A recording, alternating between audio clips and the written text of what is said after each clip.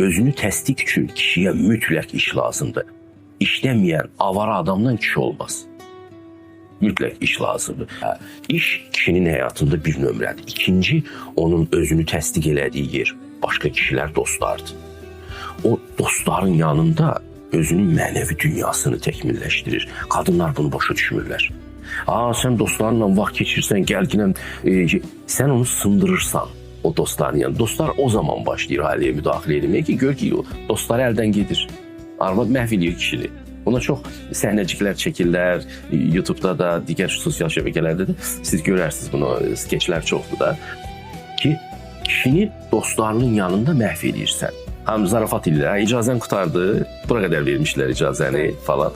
Qadın bu hakimiyyəti ilə öyünməməlidir. Kişi dostlarının içində də özünü aslan kimi hiss eləməlidir. Onu da ailəsində daha çox sevir. Çünki o hissi ona yaşadan qadınıdır və heç kimə də icazə verməz ki, onun ailəsinə müdaxilə eləyəcək bir söz.